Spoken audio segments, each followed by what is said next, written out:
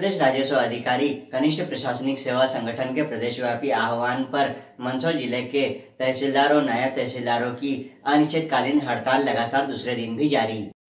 मंदसौर जिले में आय एवं जाति प्रमाण पत्र बनाने का कार्य तहसीलदारों की हड़ताल के चलते ठप हो गया है। अपनी विभिन्न मांगों को लेकर अब राजस्व अधिकारी हड़ताल पर चले गए। न्यायिक और गैर न्यायिक कार्यों के असंतुलित विभाजन के विरोध में जिले के सभी तहसीलदारों और नायब तहसीलदारों द्वारा अपने शासकीय वाहन लौटाने के साथ ही अनिश्चितकालीन हड़ताल पर चले गए। यह विरोध मध्य प्रदेश राजस्व अधिकारी कनिष्ठ प्रशासनिक सेवा संगठन के प्रदेशव्यापी आह्वान पर किया गया।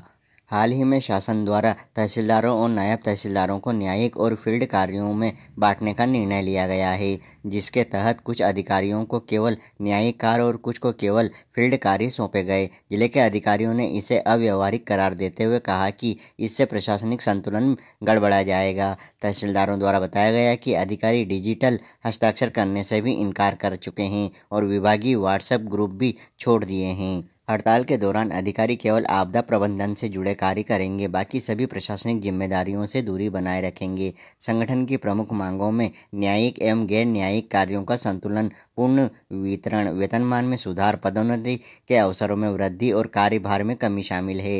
हड़ताल का सीधा असर आम लोगों पर पड़ेगा। इसमें भूमि नामांतरण, बंटवारा, आय एवं जाति प्रमाण पत्र जैसे जरूरी दस्तावेजों के निर्माण में रुकावट आएगी।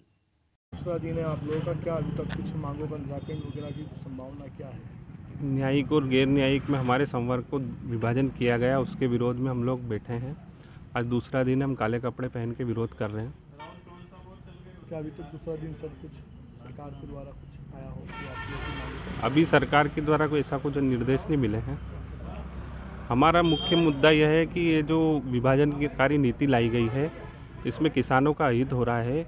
हमको संसाधन की हमारी शासन से कब से मांग थी कि हमारे संसाधन बढ़ाए जाए, पर संसाधन ना बढ़ाते हुए शासन ने उल्टा हम लोगों पे काम का बर्डन बढ़ा दिया है। पहले जो काम एक अधिकारी करता था वो दो कोर्ट और 3 कोर्ट हमको एक अकेले को करनी पड़ेगी, जिससे किसानों को भी बहुत समय लगेगा और बहुत सी चीज़ें हैं जो प्रभावित होगी। अभिषेक चौरसिया, नायब तहसीलदार। आज हमारा दूसरा दिन है।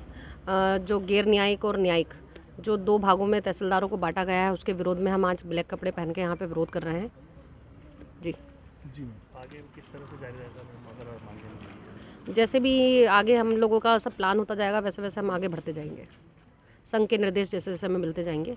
किस तरह से कार्य प्रभावित हो रहा है? जैसे अभी हम लोगों के कोर्ट को यहाँ पे मर्ज कर दिया गया है, जिससे है ना प्रकरणों की संख्या एक तहसीलदार के पास बढ़ गई है। तो इसमें काम करने में थोड़ा समय लगेगा, किसानों को भी काम में देरी होगी। जहाँ पहले एक तहसील में एक नायब तहसीलदार और तहसीलदार होते थे, अब एक ही तहसीलदार बचे हैं। तो इससे ये होगा कि किसानों का कार्य प्रभावित होगा। इसी चीज़ का हमारा विरोध है। संसाधनों की हमारे पास कमी है और जो हमारा कैडर है वो 2 प्रकार से विभाजित हो रहा है, जिसमें एक गैर न्यायिक हो जाएंगे और एक न्यायिक हो जाएंगे। जी, थैंक यू।